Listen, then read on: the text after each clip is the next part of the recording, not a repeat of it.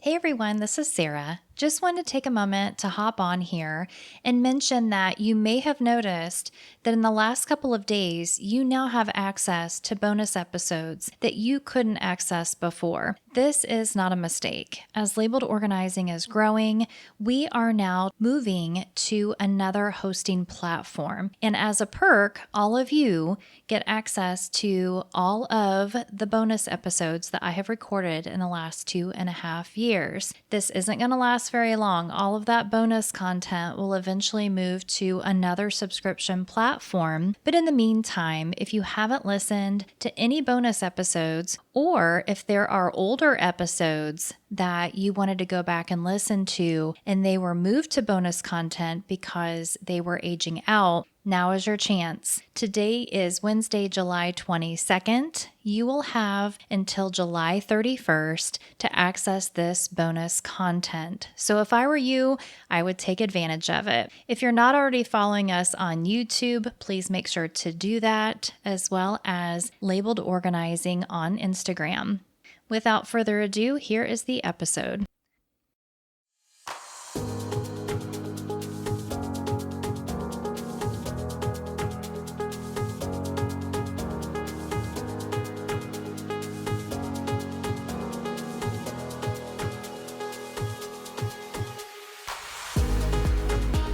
Hopefully you're having a cool day in this hot summer sun.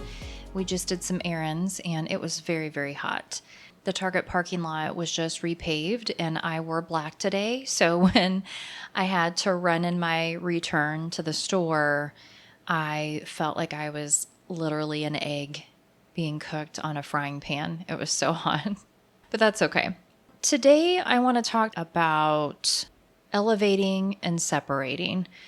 What exactly do I mean? Well, there's a lot of places that you can work upward when you are organizing. We see this a lot in closets. If you've got like a tall rack, if you have custom closets and you're working your way up, if you have maybe a higher rod and a lower rod that you hang your clothes on. We also see this in kitchens when you're working up in the cabinets. You may not always use the top shelf, but sometimes you can use that top shelf for storage, and then everything that you need to access on a daily basis is kept at a lower level. But when I was thinking about elevating today, I thought more about office spaces and also garages. And here's why. When it comes to your office space, like I have a pretty large desk. I have an L-shaped desk. And the problem is that a lot of times I'm working on one plane. So I have my laptop elevated a little bit because it's easier to adjust and get to as far as the way that I'm sitting in my chair. So it's ergonomic. It's just a cheap little Amazon riser that's adjustable. And it's been okay. I've had some issues with it. I feel like sometimes it kind of starts going down on its own and I have to readjust it. Other times I can't really get it situated how I want it, but that's okay. I've had it for a while. I've had it probably 2 years and it still works. I just don't rely on it to stay up very high off the desk, but that's okay. Basically, I just want to make sure it's a little bit higher so I can type. And then I also don't want the bottom right up against the desk. I want a little bit of space. But lately, I've been thinking more about getting risers for my other items, like my monitor and my printer. The other day, I was printing off some stuff and I ran out of paper. Now, at the place we used to live at, I had a different setup. I actually had like a cube organizer that had a lot of my paper boxes. And so a lot of my paper was right there. A lot of my writing stuff was right there. And then a lot of my printer items like ink, some of the extra cables, stuff like that was in the same little area. So if I ran out of paper, I could just reach down and grab it from underneath. When we moved here, that organizer went somewhere else. But I kept the paper in the boxes. And then the only place that the boxes made sense was for now in the back closet. So I ran out of paper the other day and out of instinct, out of habit, I reached off to the side and I was like, oh, I don't have it organized like that anymore. So I went to the back closet, I got the paper, I brought it back out. And in the whole scheme of things, in the whole umbrella of life, it didn't take me a ton of time to go retrieve it. But I had already worked a habit. I had already developed a system that worked for me. I just didn't have that system anymore. And when I thought about it, I thought, yeah, I could go back to the old system where I make sure that organizer is right up against the desk and I've got all of those boxes, but I don't need all of those boxes all at once. And so that was why when I reconfigured at the new place, I was like, I don't need all of those boxes out here every single day. The biggest thing that's going to happen is either I'm going to run out of paper or I'm going to run out of ink. Now, if I run out of ink, I've got like a little case that I keep near my computer, and it's not very big, and it kind of goes like in this little basket. And so I'm like, okay, that's not really a big deal. But the paper thing kind of bothered me. I was like, I think I can come up with a better way. I do have paper boxes. I have project boxes. There have been times I've put paper in the project box and then kept the project box in like a file holder that is also near my printer. And I was like, no, because then I really can't use my hanging folders. So that doesn't really work. So I was looking at my printer the other day and I thought, it probably would make more sense if I put my printer on a riser. And one of the risers that I looked at actually had a little basket underneath for paper. Now, some of these you can get really decked out. You can get the ones that have like a long drawer to put paper.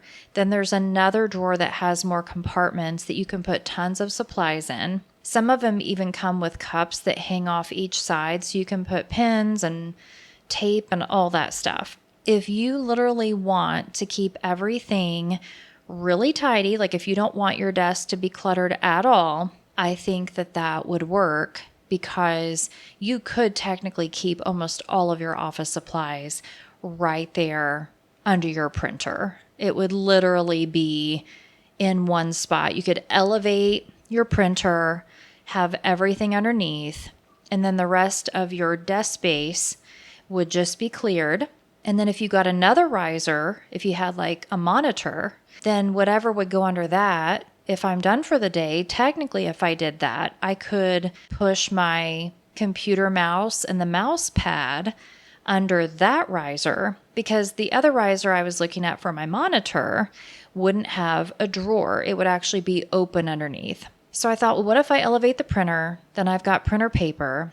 I'm not going to do all the extra stuff. I just don't really need it. I do have like a basket that holds some of that stuff. But then what if I get the plain riser that just has the space underneath? And that's kind of where things can, quote unquote, go to sleep at night. And so my desk is just going to feel a little bit more cleaned off overall. And that's going to help me when I come back to my desk the next day. I'm going to feel like a lot of stuff is put away and I only have to pull it back out if I'm going to work. If I'm not going to work, everything is kind of tucked out of the way and I don't have to worry about it as much. So other than working in your office space, other than elevating those items, you could have a stand-up desk. You could have obviously a chair or a stool that goes to different heights. I also have one of those adjustable footstools so that I can sit at my desk at a certain height. I can prop my feet up so my legs aren't just dangling. I mean, I'm not short, but obviously once you get to a good position with your desk, if your feet don't touch, that's annoying. So I've got like a foot riser. I've got an adjustable chair. I've got a riser for my computer. And then that also helps with recording. I can get my microphone at a certain place. But a lot of people do use stand-up desk and that helps them. And then they have risers for their computers and they're also grabbing from different places. So elevating certain items can help. Maybe you're in customer service and you are moving back and forth a lot from different places. Maybe you have to roll to a certain cabinet and then roll back. And maybe sometimes you have to stand up for certain projects. Maybe you have some meetings or presentations where you need things at a certain level. So as far as organizing goes, I think sometimes people forget that you can raise your bed to create more under bed storage. Some people have certain containers they would love to put under their bed, but it hits the top of the bed frame. It hits the bottom of the mattress. And so they'll get like the risers where they can raise their bed. Maybe they need it a little bit higher. Maybe they've just got like a lower bed that they want to raise it higher so that they can get into bed easier. Maybe you're elevating items in your workshop in the garage so that you can work on projects a little bit easier. My grandpa, when I was a kid, he was in the basement all the time woodworking. He was woodworking, he was sanding, he was cutting.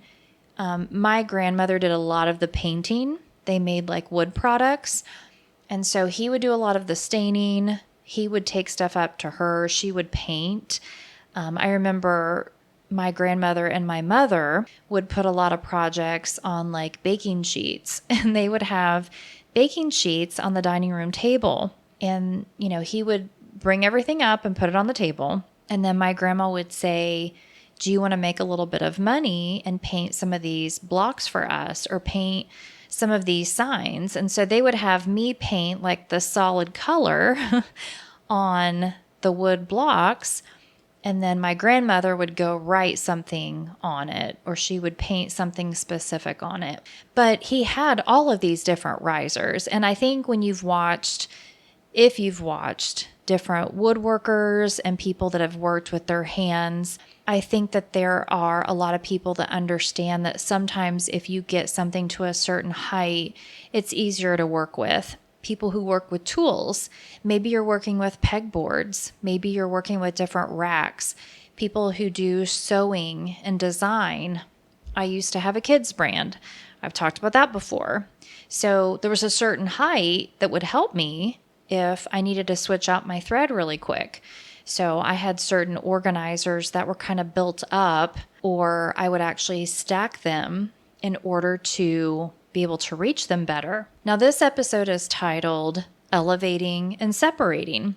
So just like we talked about with the office supplies, sometimes elevating helps because then you can work upward in your space. I feel like a lot of people don't think about working upward enough because they think about working downward, like in a closet. Like a lot of people, if they have a certain closet system, they will work downward. So if they have totes, if they have boxes and bins, they would rather put them on the floor than trying to work them in another space where maybe everything is working upward on a rack.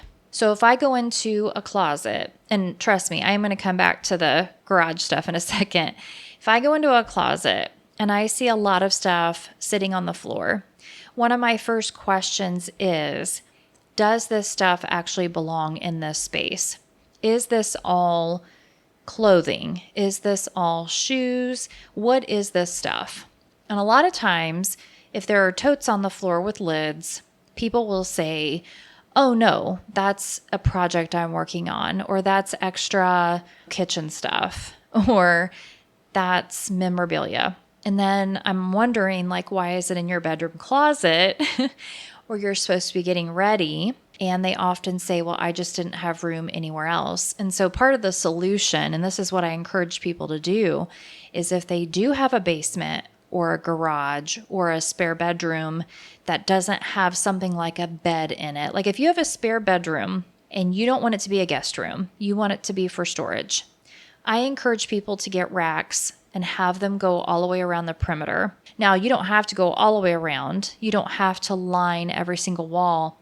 But maybe when you walk in, the wall directly across from you, the one that's further away from the door, maybe that one can have 2 or 3 racks. And then you can have totes, inventory, projects, all of that stuff working upward. Now, I give my mom a hard time sometimes because at her house, she covers every wall. She either has a cabinet or a picture or, curtains covering a window, which that's obvious, but she either has something decorative covering a wall or she has some kind of shelf, some kind of piece of furniture.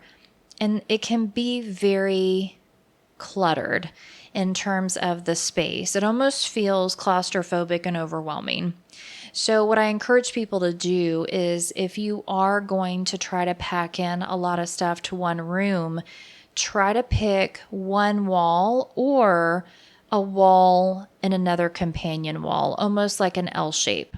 And you want to try to do it away from the door just because that gives the illusion that you have more space. If you try to put stuff on the wall when you first walk in and that rack sticks out, as soon as you walk in, you almost feel like you're being cut off in the space. So I tell people if you're going to elevate, I would go furthest away from the door and try to make everything uniform. If you get one type of rack and you go get a second one, try to get one the same size so that your eye line not only goes upward, but it goes over and it looks connected, if that makes sense.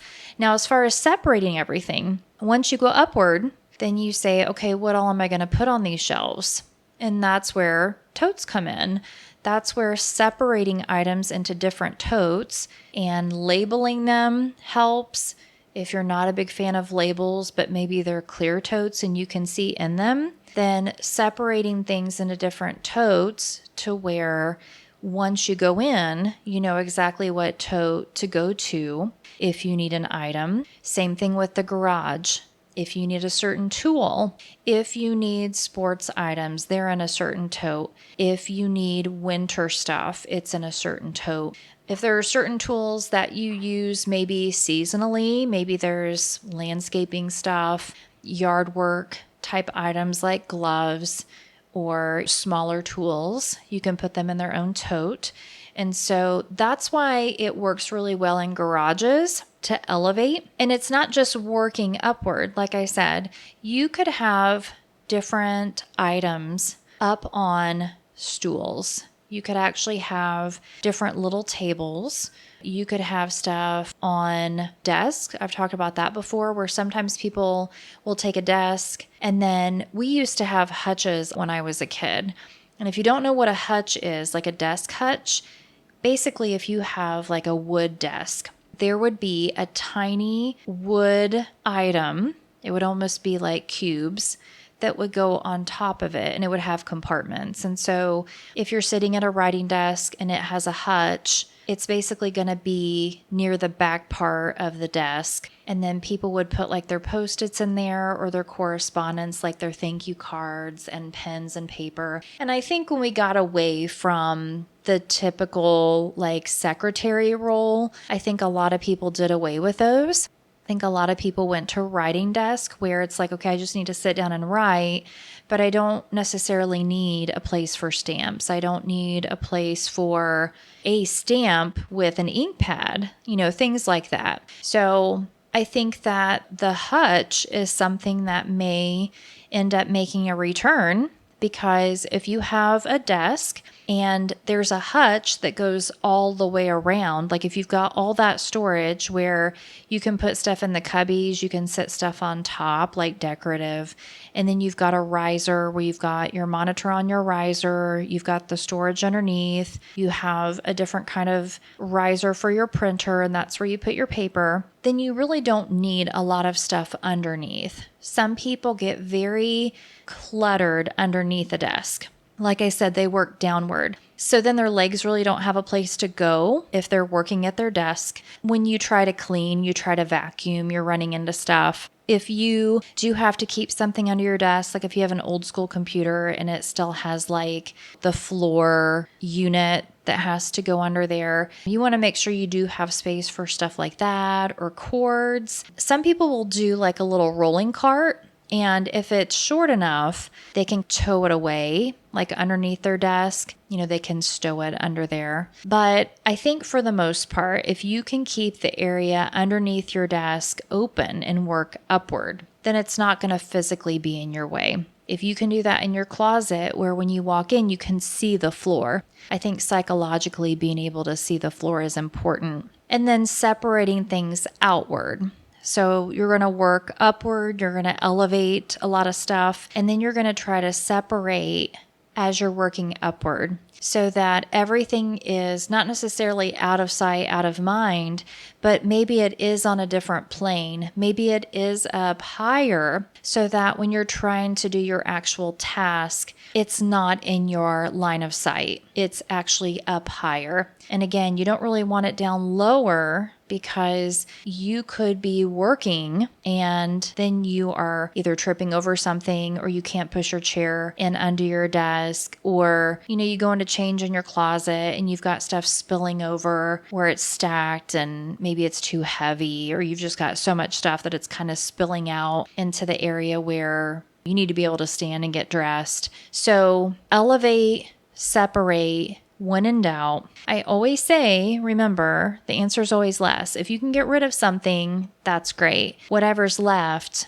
if you can get it into piles, into like items, if you can contain them all together, if you can separate them from other items that you don't need this season, take the items that are seasonal and put them in a garage or in some kind of storage, out of sight, out of mind. Everything else, try to work upward, try to use the space that you have when you do create that space. And sometimes you can do it with shelves. Sometimes you literally can just go get a few floating shelves and install those on the wall above your desk or out in a garage. And just start placing items. Just start putting things in a row up high, separate it out. And that way you can see everything and it's still in the room with you. It's still around if you need it. But that way it's not in your actual space where you're trying to get stuff done. I hope this episode was helpful.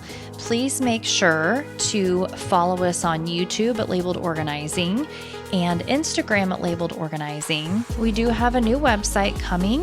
That's labeledorganizingpodcast.com. It is going to replace the old website. If you ever went to that website, it is no longer. It is gone. We are going to do a whole new site. You guys are the first to hear about it, so that I will be able to put a lot of digital products on there. If you guys want to do virtual consultations or virtual work, if you want me to come speak to your office, if you want me to speak at a conference that you're doing, that's going to be an easier way for you to reach out to me. And we can talk about specifics in terms of possibly talking to your organization if that's something you think would benefit the people that you work with. All right, thank you so much. I'll see you in the next episode.